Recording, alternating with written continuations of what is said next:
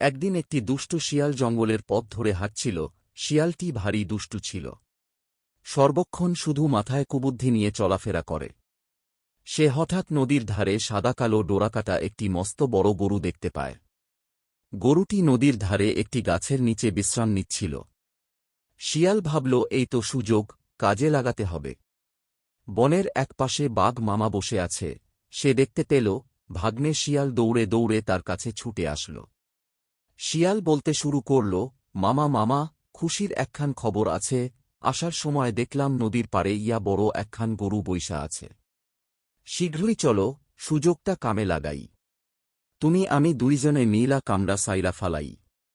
বাঘ বলে, না না, সিংহরে রাইখা এই গরু আমি একলা খাইবার পারুম না। শত হলেও সিংহ হইল এই বনের রাজা।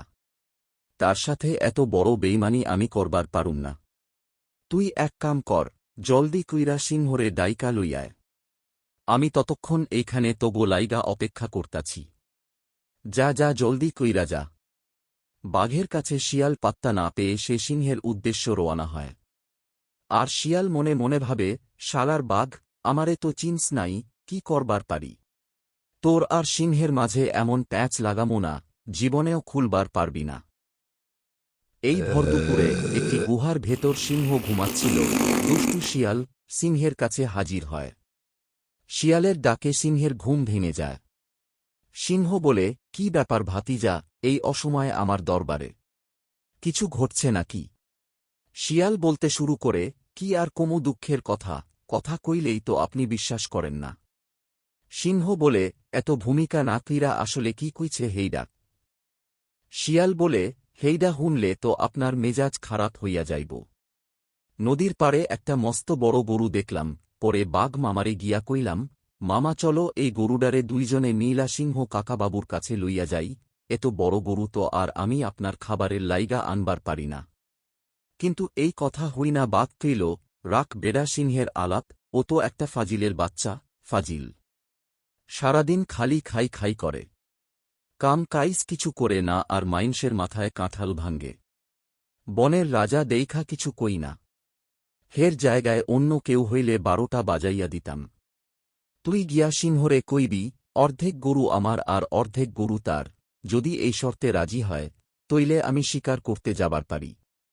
শিয়ালের এসব কথা শুনে সিংহ চালাকি করে বলে, ও এই কথা, যা তুই বাঘেরে গিয়াক, আমি এই শর্তে রাজি আছি।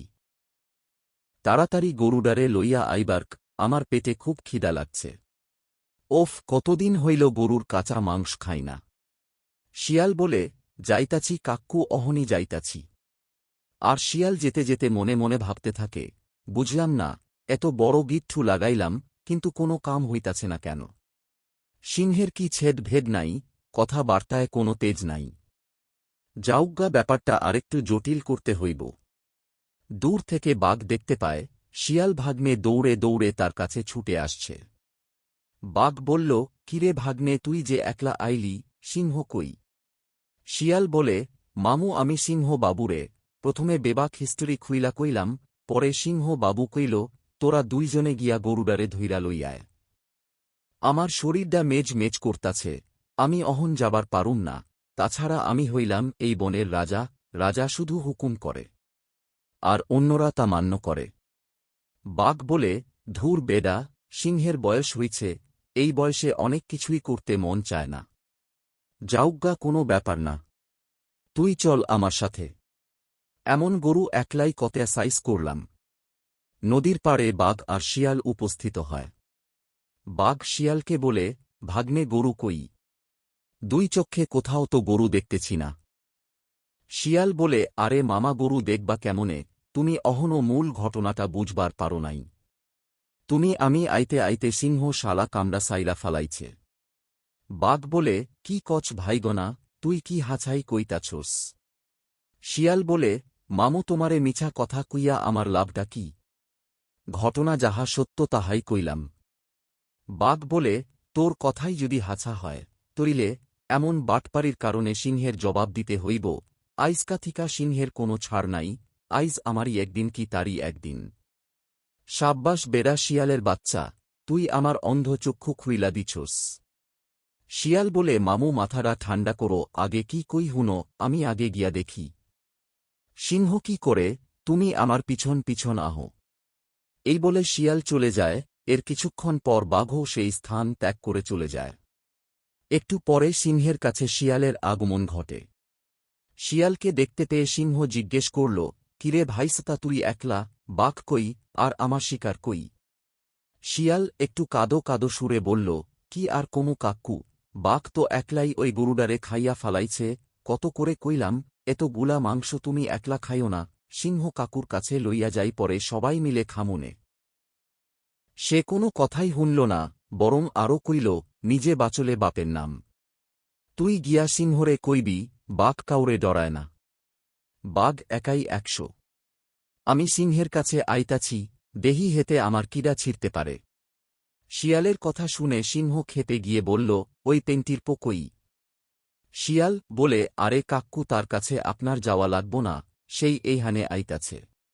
সিংহ দেখতে পায় তার গুহায় বাঘ হেঁটে হেঁটে আসতেছে।